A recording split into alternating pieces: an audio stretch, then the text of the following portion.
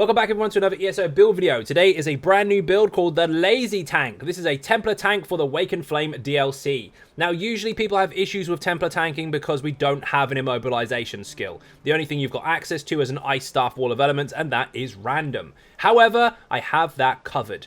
Previously, you would struggle with Silver Leash pulling stuff in because once it's stunned, you can't then stun it with something else because they're on cooldown. Got that covered too.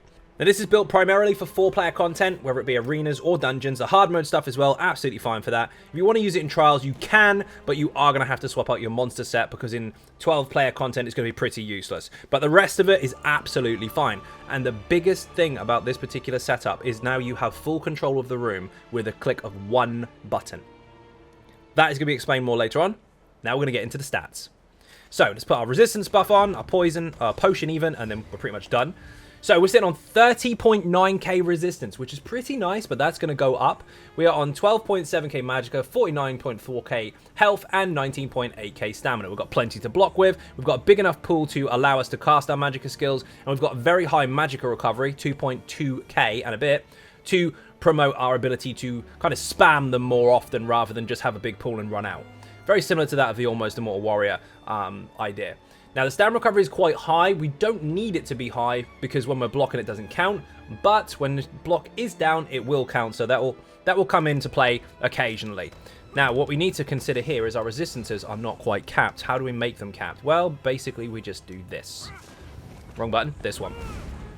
As you can see here, 34.6. Easy peasy. As long as you are tanking, no spoilers by the way if you're watching the premiere, you will be able to maintain cap resistances at all times. Very simple. That will be explained later. We are using 64 of our attribute points into our health. We don't need any more into anything else because we've got enough. But if you do want to dip into the other stuff, you can do, but just bear in mind you have a lot of health-based skills. And that means the higher the health, the stronger they are. You start dipping in that, they're going to lose their effectiveness. So be careful if you start wiggling these stats. Max health, max stamina food. We don't need the extra magicka, so we'll take the big health bonus and a big stam bonus. I know it says 0-0 here. That is a bug. What it actually gives you is 5.3 and almost 5k on both stats. So 5.3, almost 4k on the health, and 5k almost on the stamina. Very simple food to make, extremely cheap. Stick with that all day long. Okay, so now we're going to get into the skills. These will be explained in detail, do not worry. Radiant Ward is in the Adric Spear skill line. Starts off as Sun Shield, morph it to Radiant Ward. This particular morph did appear to be stronger for us in the content we're in. If you want to use the other one, that's fine, but it is slightly different. This will actually do damage to nearby enemies when you activate it. Each enemy will take damage. With it being magic damage, of course, you could apply minor magic still, but it's not that likely. However, the damage shield itself is scaled off of your maximum health. So the bigger your health bar, the bigger the shield. And every single enemy around you, when you activate this, every enemy that gets hit by the shield will increase the strength of your shield by 9%. So the more enemies, the better. Remember, we are going to cluster enemies up and we are going to be AoE taunting. We're going to have a lot of enemies on us. This damage shield is going to be really effective for us. Don't spam it too much. It does have a duration. Just keep an eye on it, and when you need it, use it, and if you don't, don't. Repentance is next. This is in the Restoring Light skill line. Third ability you unlock starts off as Restoring Aura. That was hard to say. Restoring Aura, and morph it to Repentance. Keep it on your bar, on the front bar, at all times, and it will give you minor Fortitude, minor Endurance, and minor Intellect, increasing your health, stamina, and magical recovery by 15%. So nice bonuses there across the board just for sitting there. However, if there are dead enemies next to you, and you activate this, you will heal yourself and your group mates per corpse on the ground. And for yourself, for each corpse, you will refund, or absorb if you like, 3,000 stamina. So yes, if there are 6 enemies on the ground, that's 18k stamina back. Happy days. It's also an 18k heal for you and your group. They don't get the stamina, you do, but everyone gets the heal. Pierce Armor is next. This is not essential for taunting, although it is a taunt, based on what we're using, but you can use this for your main target for the purpose of the debuff, because this does have Major Breach and Minor Breach attached to it. So stab the target, and you basically remove 9k resistances from it almost. This is what needs to be maintained on the target at all times. It has a 15-second uptime, but if it falls off, the enemy will run away. Now, Starts off as puncture, morph to pierce armor.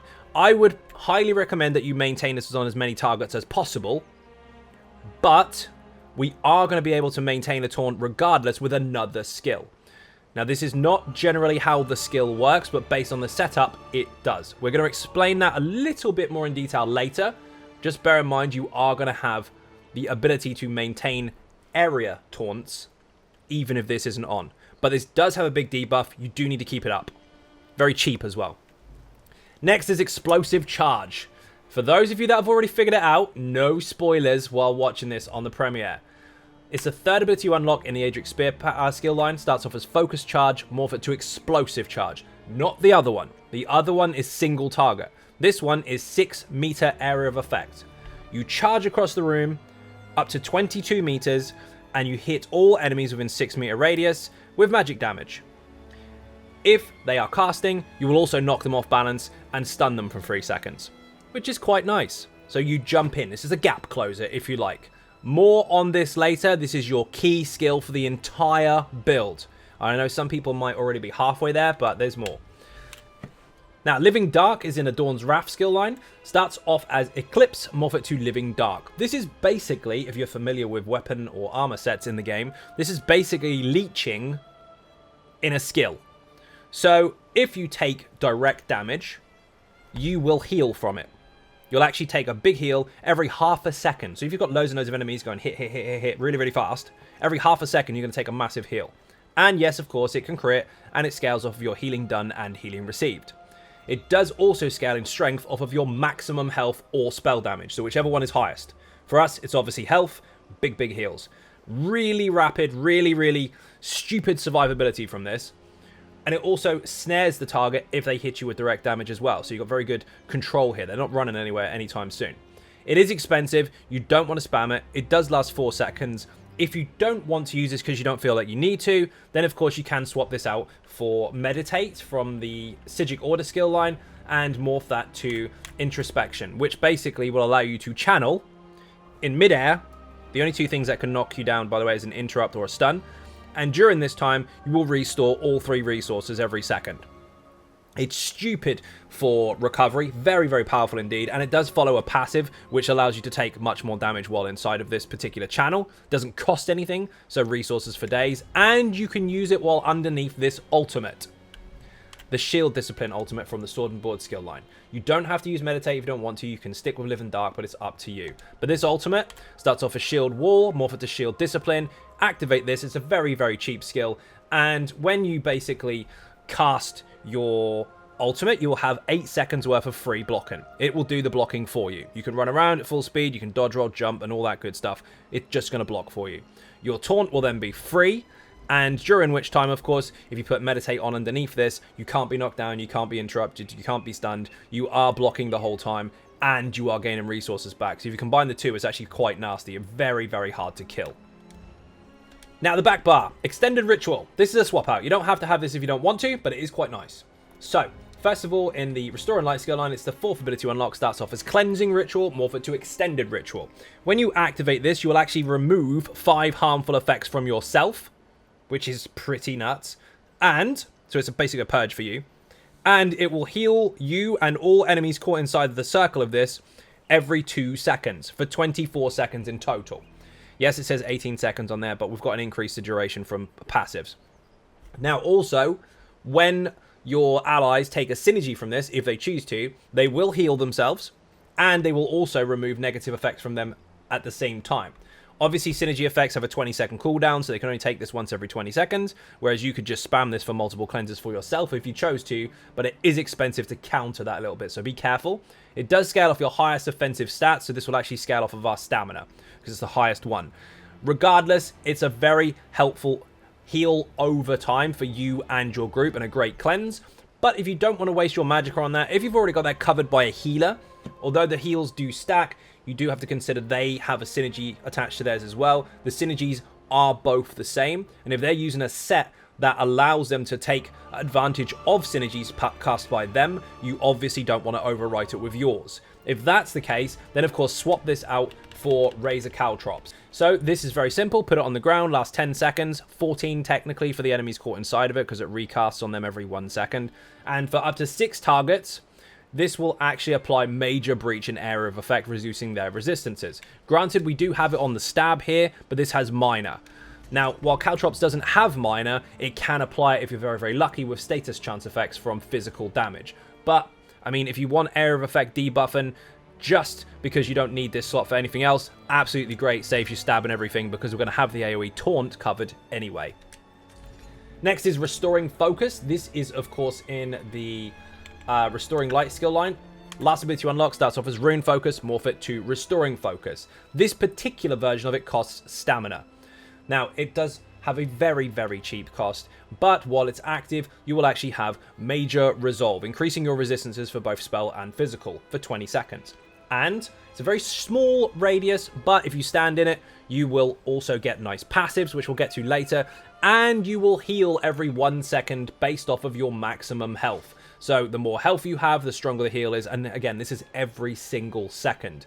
This here, stacked with Extended Ritual, or if a healer has it as well, those will be stronger, stacked with your damage shield, stacked with Living Dark, you are extremely hard to kill. You are basically wearing a souped up set of leeching armor without actually wearing it. It's very, very powerful indeed. Do not let this run out. Inner Rage is very simple. This is in the Undaunted skill line. This is your ranged taunt. If something is very far away from you, hit it with this, and it will be aggroed to you from range. If it's melee, it will run to you. If it's not, you'll have to pull it in. This one is... I can't spoil this because it goes with the sets. But this is a pull ability. You will rarely need to use this, but when you do, it's going to make some other stuff happen as well. Normally, people run out of stamina trying to pull in absolutely everything. You don't have to do that. I've actually got a video explaining how to pull stuff and what you should and shouldn't prioritize. But with this build, your resources are going to be quite high. You're not going to be wasting them very often. But this is your main pull ability. It's in the Fighters Guild skill line. Starts off as Silver Bolt, morph it to Silver Leash. Pull the enemy to you, happy days is where you want them. This does apply a stun if you pull it from range though, so be very careful because the next ability will also apply a stun and there'll be cooldown issues. But for the most part, you're not going to have this issue with surrounding enemies. This all adds up when I get to the gear. It's coming after the passives, don't worry. So, your main controlled stun ability is actually from the Sigic Order skill line. So, Sigic Order, first ability to unlock, starts off as Time Stop, morph it to Time Freeze. So put this on the ground, the enemies will get slower and slower and slower over a 4-second period, and then pop, and they will all be stunned for 3 seconds. Now, while pulling stuff in is a stun, and pinning them on the ground is a stun, that's the problem we previously had with the Templar. Because root and stun are different. You can root stuff up and stun it afterwards, or pull stuff in with a stun cooldown and root it afterwards, and either way it's fine, because they're 2 different CCs. The build does allow for that. This skill doesn't, but the rest does. So if you stay with me, I'm going to explain how that works when we get to the gear. Warhorn is on the back bar, obviously for damage output for the group, if you really want it. But if you don't need it, maybe someone else has got it covered, or you would just prefer to not use it. Aggressive Warhorn is what you need, by the way. Then, of course, you can use a more protective ultimate in the form of Solar Disturbance. So this is what most people know as Nova. So if you go into your Dawn's Wrath skill line, unlock Nova, morph it to Solar Disturbance. This will do magic damage every 1 second for 10 seconds to any enemies caught inside of it, and it will apply major maim to them for 12 seconds, reducing their damage done by 10%. Now, also bear in mind, this is not just while in the circle. It applies major maim to them for 12 seconds. The ability is on the ground for 8 to 10. Depending on your level of it, by the way. The maim is 12 seconds. So that means, yes, even if they step out of it, they keep the debuff. Very handy indeed. So again, your 2 ulti options are Aggressive Warhorn, or you can go with Solar Disturbance. The choice is yours. Now to passives. So, Piercing Spear will increase your crit damage and damage done to targets that are blocking. Not massively important, but you do have to have a skill from this skill line on your bar to apply this. This is important. You gain minor protection for 6 seconds when you activate an Adric Spear ability. This is going to be used quite a lot, and this is going to be used quite a lot. They both count. They both give you minor protection, so we're tankier. When you deal damage with an Adric Spear ability 4 times in rapid succession, you deal 2982 physical damage or 2558 magic damage to your target, whichever is highest. It's not massively important, but of course if you do end up spamming this or hitting this or whatever, they will add up and it will actually count. So be aware of that. You'll have some free damage.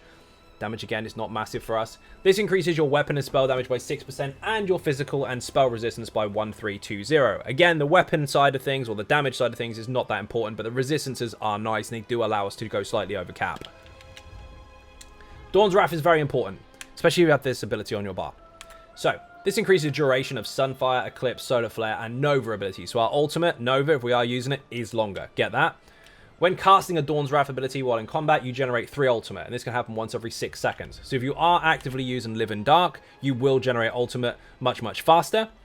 And while casting a Dawn's Wrath ability, if you do activate one, in fact, you will give the group minus sorcery for 20 seconds, increasing their spell damage by 10%. That's you and them. You just buff the group for damage, which is quite nice. All you have to do is activate this once every 20 seconds, not every 6, if you don't want the ultimate. And this reduces the health, magicka, stamina, and ultimate costs of all abilities. Really handy indeed. Cheaper skills. Restoring Light is very important. Increase the healing effects from your Restoring Light abilities by up to 12% in proportion to the severity of the target's wounds. So if you are using this, obviously the lower their health, the bigger heals they'll take, and so will you. And Restoring Focus, we are healing from this dramatically, and if we are low health, of course, this will be even stronger. So it's got an oh shit attachment to it. Very nice indeed. While standing in your Cleansing Ritual, Rune Focus, or Rite of Passage, so basically these two, because we're not using the ultimate, you will gain Minor Mending, increasing all healing done by 8%, and increases the amount of damage you can block. So we're very, very chunky while standing still in our own AoEs. Whenever you heal an ally under 50% with a Restoring Light ability, you grant them 2 ultimate, which is really nice. So if allies in your group are low and they start dipping and you start healing them, they will get ultimate back. There is another bonus to the ulti there, but we're not using that. And of course, your resurrection speed is rapid. Templars are the fastest healers in the game if you don't count the I saved up all my ultimate for the Necro. Very, very fast. If you are using a block ulti and someone's dead beside you, you've got a free pass there to pick them up, and it'll be very, very quick. Make sure you do. Resurrected allies return with 100% more health as well, so they can get back into the game quicker, and you have a chance to actually fill an empty soul gem. So you spend one, you get one back. Very helpful. Now, we're using Sword and Board on both bars, Lazy Tank being as it is. Make sure you pay attention to these passives. Reduces the cost of your stamina abilities from this skill line, and reduces the cost of block. Very handy. Increases your weapon damage and spell damage by 5%, and the amount of damage you can block. That is so-so. We don't really need the weapon damage and stuff, but you do want the amount of damage you can block, so it's a very helpful passive. Make sure you get this too. Improves your standard bash attacks, causing them to deal more damage. That's not important, but the cost reduction is. This increases the amount of damage you can block from projectiles, very helpful. And this, of course, increases your movement speed while blocking. Just bear in mind, that penalty doesn't exist when you're using the block ulti. You run full speed. We are using all heavy armor. So we are taking advantage of 7 heavy armor passive bonuses. So you can look at these in your own time. They're nice and shiny. But these ones here, increases physical and spell resistance. Happy days. Increases your health recovery for each piece worn, and increases the amount of resources you gain back once every 4 seconds when you get hit. So just for getting hit, you'll get stamina and magicka back. This increases your maximum health per piece worn. This increases the amount of resources you get back from your heavy attacks per piece worn, and this increases your healing received. So we're very, very, very chunky. We do take advantage of the Sigic Order passives, which are very, very helpful. If you do have Time Freeze on your back bar, which we do, or if you have Introspection on the front bar, which is an option, you don't have to, then of course you can take advantage of this. This will reduce the cost of the skill lines, because they are quite expensive. And this one here will give you a damage shield if you block while on that bar. Obviously, once the damage shield is gone, you have to wait 10 seconds to use it again. And while casting or channeling, yes, this counts as channeling, a Sigic Order ability, you take 30% less damage. So if you've taunted everything in Area of Effect, or whatever way you want to go for it, and you put on the block ulti with your resistance buff running, you are now tanky as hell, blocking while you maintain aggro and channeling all of your resources back. The combination of those is nuts. You are very hard to kill, and you get back into the fight if you're struggling. No issue whatsoever. Undaunted is important, of course. You do want to take every single synergy you can see, because it will give you 4% of all resources back, including your health. And this increases your maximum health, stamina, and magicka per type of armor worn. We're just wearing the one. We get 2% across the board. We don't want to dip from that and take any advantage of any other passives. You can if you want to, but it's not necessary because you're going to drop on your resource gain, your heavy attack return, and of course your resistances. We are, of course, an Imperial.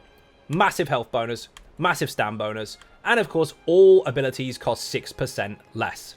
Happy days. You can choose any race you like. Just bear in mind, of course, if you go with a Nord, you're going to be way over capped with your resistances. You're going to have less stamina. You're going to have less health. And, of course, the only thing you really gain from it is ulti regen, which is minimal in comparison to the reduction to cost for all of your skills on this particular build. Make sure you get medicinal use, because then your potions last longer. They have recovery attached to them. We're using tripods. Health back, stamina back, magicka back, and, of course, 30% recovery for all three. Make sure you keep your potions active at all times. Not to mention, of course, the heal from the health is going to be helpful for the monster set. Now, we're going to get into the gear. This is where it all lines up. All of this can be acquired on normal, excluding the monster set. If you don't want to use this monster set, you are allowed to use anything you like. There is no right or wrong, but you will get different results. So, we're going to go over the monster set first, actually. So the monster set is quite simple. This is a new one for the Wake and Flame DLC, of course. It's called Magma Incarnate, and it gives you Magicka Recovery and Stam Recovery as a flat bonus for number 1 piece. So, shoulder or helmet, either way, you'll get that bonus. Great. Now, when you heal yourself or a group member with a single target heal ability, you will grant the lowest health group member within 28 meters minor courage and minor resolve, increasing their weapon damage and spell damage by 215 and their armor by 2974 for 10 seconds. Daedric enemy will bounce to a nearby group member for within 8 meters and up to 3 times. So it will go from one to the other, to the other, to the other. Your whole group, basically. Your whole 4-person group, including you. And they will get minor courage and minor resolve, just like the person who was healed did. Yes, this has a 5-second gap, so 10 seconds up, 15 seconds down. So it'll start the cooldown initially as soon as it fires, but it's 5. So every 15 seconds you can apply it once, it lasts for 10 seconds, it's still counting. 5 seconds after that you can apply it again. 10 seconds up, 5 seconds down in total. So basically this is like Yolocrin with a little bit less uptime. Yolocrin will give minor courage to the entire group, even if it's 12 people. This will give it to a maximum of 4. But this does apply a minor resistance bonus as well. So you help your group do more damage and you help them survive. And the only thing you need to do is heal someone with single target. Now, this is area of effect. So that's no good. Taking the synergy doesn't count as a single target. We have single target heals, but we don't get it right now. Watch this. Ta-da! Now I have it. Do you know why? All you have to do is lose health and heal yourself with your own rune, and you've just now given that buff to the entire group. Or if you're low and you take a potion, it will apply there too. Very, very simple to apply. Just stand in your rune and you're done, as long as you're taking damage. And if you're not taking damage, you can force it. Because we are using 2 different glyphs on our front and back bar. We're using health on the front, stamina on the back. If you want to apply it, all you got to do is swap bars. Your health will dip, you'll take a heal, job done. Anyway, now to the sets. We are using Rushing Agony. This is also from the Wake and Flame DLC, and you can acquire it on normal. Technically, this is a kind of hybrid set. This is Stam Recovery, weapon and spell damage, and offensive penetration, so both physical and, of course, spell. Yes, this comes in medium, but what we've done is we've put it on the sword and board, the front weapon and shield, and the same on the back. Just bear in mind, if you get this once, you can recraft it, of course, with the sticker book. And then we've stuck it on the jewelry as well. So we've changed these all to health with Magicka Recovery, and we've got sword and board on the front and back. We've used power to increase the amount of heals that we do, because we do take a lot of heals ourselves with our own skills, and they are over time rather than burst. But if you want to change this to charged and use caltrops and get more minor breach, then that's entirely up to you. Powered worked out really, really well though. Magicka Recovery glyph on the front bar, or a poison, anything you like, it really doesn't matter. Now, the other set that we're using is, of course, a Tormentor. All over the body, so it's all heavy. Health, heal and taken, heal and taken. Now we're going to get over what they do and why I've explained them separately for stats, and now I'm going to put them both together for their skill. What do these do? So, when you deal direct damage, it's very specific, it has to be direct damage, with a blink, charge, leap, teleport, or pull ability, you pull all enemies within 10 meters to you. After 2 seconds, you go boom and do damage. Whoopie-doo, we don't care about the damage. The pull is what we want. One charge ability, everyone's pulled to you. And this can happen once every 8 seconds. We're only going to use this once every 15 or so anyway, so that's great. Scales off of weapon and spell damage, of course, as far as the damage is concerned, but the pull is what we need. Here is the very important part. Templars can't immobilize and stun, so you can't pull something in and then pin it. Now you can, because the pull will not apply crowd control immunity to the target. So instead of pulling them in, they're stunned. Now they're not. Drop a time stop, pull them in with your charge ability, and they all get stunned, and they're by your feet, all at the same time. Not only that, the charge ability we're going to use to apply this will also proc this. Anyone caught in the area of effect of your explosive charge when you cast it will be pulled into your personal space, and they will be taunted, and you will gain a resistance buff, all at the same time. So one button, charge, put everything in. That charge also taunted everything. So all you have to do is jump in like this with a time stop running. They'll all come to you and they'll all be stunned. The cooldown doesn't apply like it used to because of the way we've applied this. And one more thing as well, which I mentioned earlier, you won't need to use Silver Leash very often. That guy is too far away. I need to pull him in. It's no good me charging to him because now I'll be out of range of these guys and they won't come to me. So what do? Remember, from where you're standing, 10-meter radius, enemies get pulled in. Now these are non-CCable targets, but you will see them all get affected with the effect, because they are within range of me. So I taunt him from long range.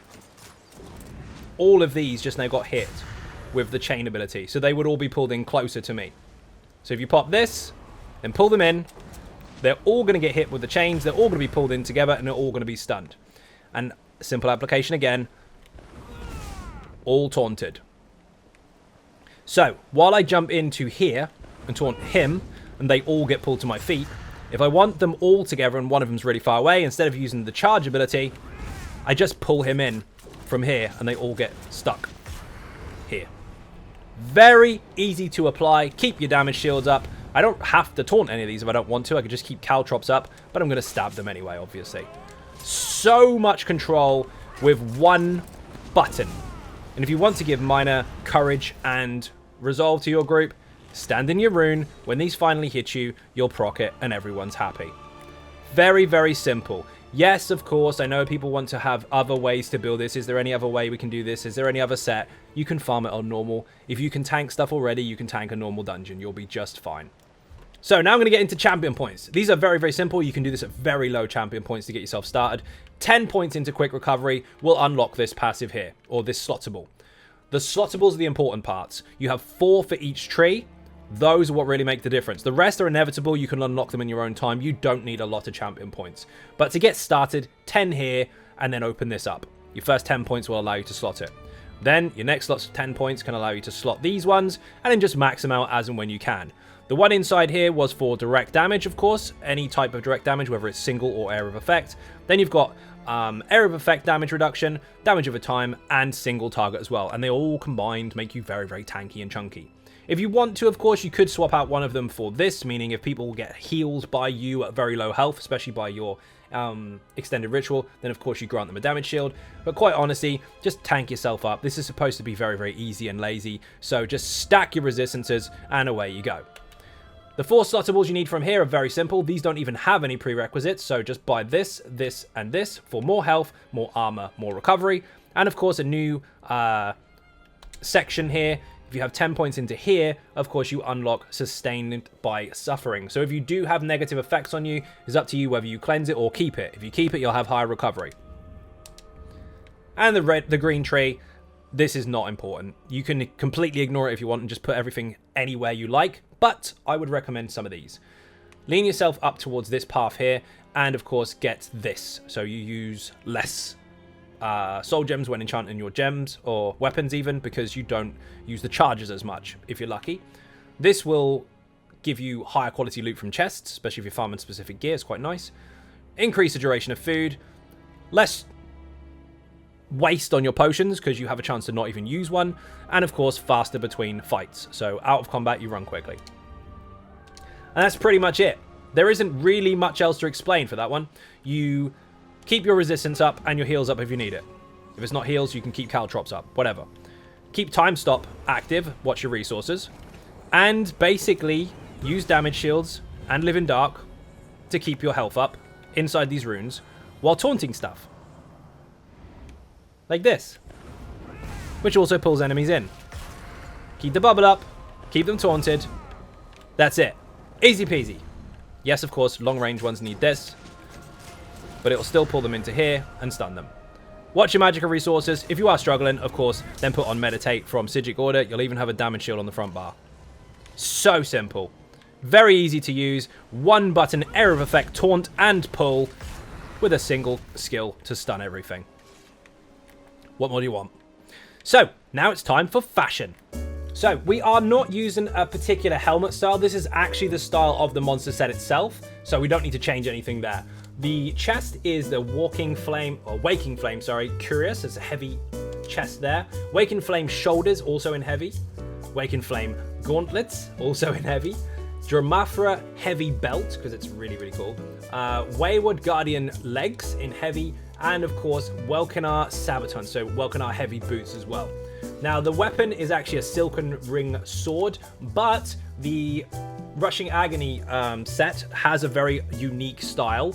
And that's the shield. I haven't changed it at all. The back bar weapons are entirely up to you. I normally recommend people change them just so they can differentiate between the two bars. But honestly, you don't need any motif style for the shield, and you don't need anything for the helmet, because they're both awesome already. Now, the colors we're using, you can use any black you want, really, but we are taking advantage of Obsidian, Legate's black, in fact.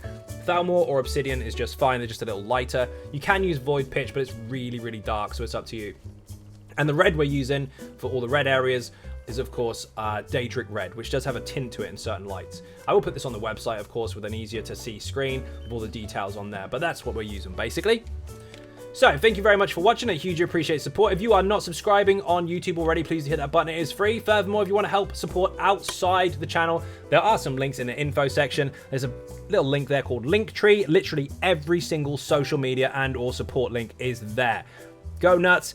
Make sure you follow and sub to all those channels, and even hit the Patreon to have a look there as well. There might be a perk that you'd like. Once again, thank you very much for watching, and I will see you in the next video. Bye-bye.